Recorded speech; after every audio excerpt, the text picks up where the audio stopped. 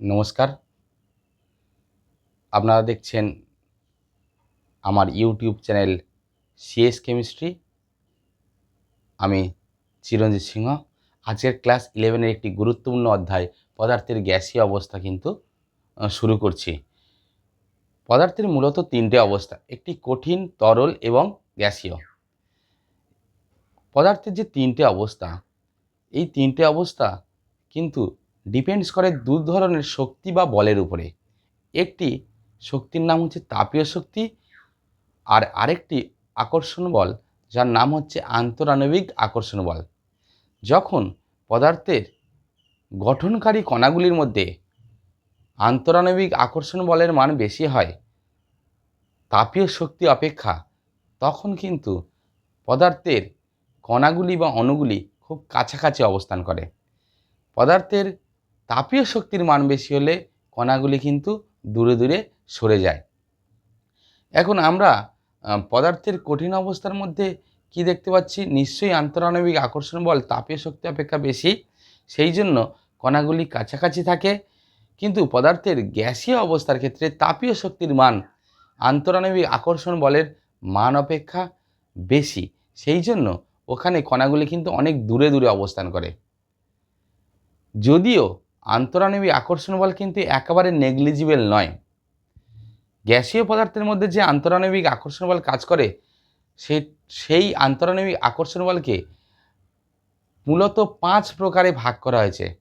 তার মধ্যে প্রথম ভাগটি হলো আহিত ডাইপোল ডাইপোল আকর্ষণ বল। তাৎক্ষণিক আহিত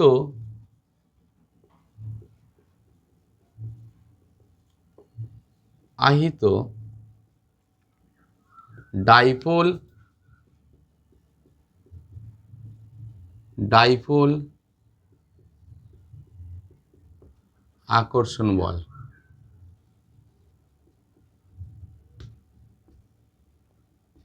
ইংরেজিতে বলা হয় ইনডিউস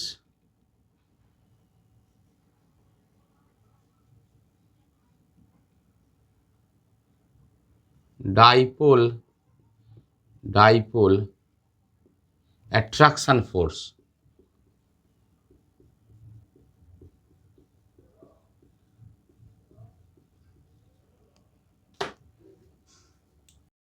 এখন আমরা প্রথম প্রকারের আকর্ষণ বল তাৎক্ষণিক আহিত আহিত ডাইপোল ডাইপোল আকর্ষণ বল ব্যাখ্যা করতে যাচ্ছি। এখানে দেখো, কোনো ধ্রুবীয় বা অধ্রুবীয় যে কোনো পরমাণু বা অণুর মধ্যে এই ধরনের আকর্ষণ বল ক্রিয়া করে। প্রসঙ্গত বলে রাখি, এই বলের আরেকটি নাম হচ্ছে লন্ডন ফোর্স বা লন্ডন বল। কীরকম আমি তোমাদের এখানে এঁকে দেখাচ্ছি। দেখো, একটা পরমাণুর মাঝখানে থাকে নিউক্লিয়াস। নিউক্লিয়াসের বাইরে বিভিন্ন কক্ষপথে ইলেকট্রনগুলো কিন্তু ঘূর্ণায়মান অবস্থান থাকে, ইলেকট্রনগুলি ঘূর্ণায়মান অবস্থায় থাকে। যদি কোনো মুহূর্তে ওই ইলেকট্রন ঘূর্ণায়মান অবস্থায় আছে, কোনো একটি মুহূর্তে নিশ্চয়ই তোমরা দেখতে পাচ্ছ এই যে নিউক্লিয়াসের চারিদিকে ইলেকট্রনের ঘনত্ব কোনো একটি মুহূর্তে কোনো একটি দিকে বেশি, ঠিক পর মুহূর্তে অন্য কোনো দিকে বেশি হতে পারে, অন্য কোনো দিকে কিন্তু ইলেকট্রনের ঘনত্ব বেশি হতে পারে। আবার পরবর্তী মুহূর্তে অন্য কোনো জায়গায় বা অন্য কোনো দিকে কিন্তু ইলেকট্রনের ঘনত্ব বেশি হতে পারে। তাহলে দেখতে পাচ্ছ, যেহেতু ইলেকট্রন ঘূর্ণায়মান অবস্থায় আছে, তাহলে কিন্তু ইলেকট্রনের ঘনত্ব কোনো একটি মুহূর্তে নিউক্লিয়াসের চারিদিকে কিন্তু সমান নয়। অর্থাৎ আমি যদি কল্পনা করি কোনো একটি মুহূর্তে ইলেকট্রনের সাময়িক সরণ ঘটেছে, অর্থাৎ নিউক্লিয়াসের সাপেক্ষে ইলেকট্রনের কিন্তু ঘনত্ব চারিদিকে সমান নয়। ঠিক যেই মুহূর্তে ইলেকট্রনের ঘনত্ব কোনো একটা দিকে বেশি, ঠিক কোনো একটি মুহূর্তে যদি ইলেকট্রনের ঘনত্ব কোনো একটি দিকে বেশি হয়, তাহলে সেই দিকটাতে নেগেটিভ পোল গ্রো করে, তাহলে অন্যদিকে পজিটিভ পোল গ্রো করে।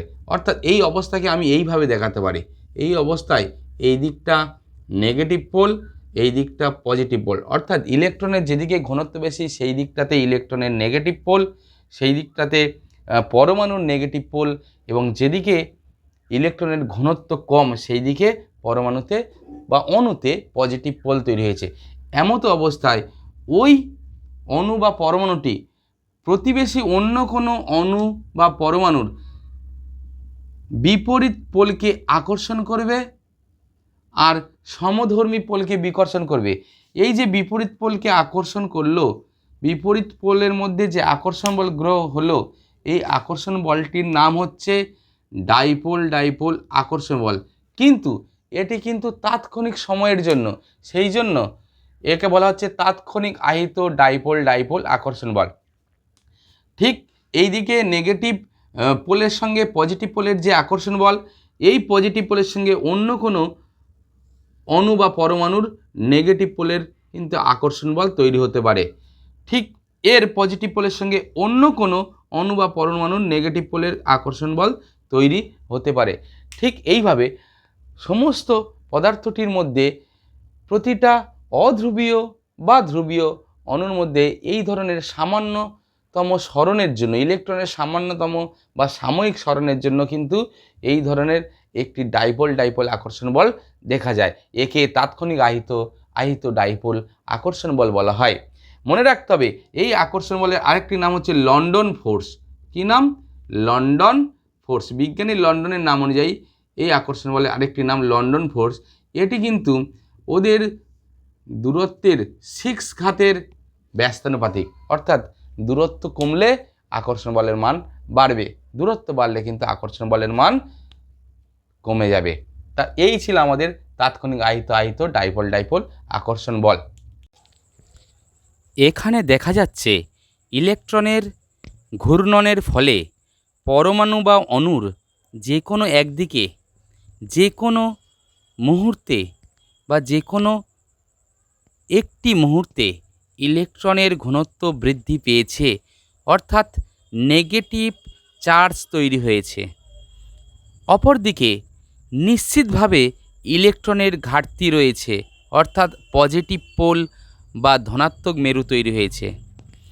এখন ওই পরমাণু বা অণুর কাছাকাছি অবস্থিত প্রতিবেশী পরমাণু বা অণুর একইভাবে তৈরি বিপরীত মেরুর মধ্যে তাৎক্ষণিক আকর্ষণ বল তৈরি হয়, যা ওই সিস্টেমে অবস্থিত সমস্ত পরমাণু বা অণুর মধ্যে ছড়িয়ে পড়ে।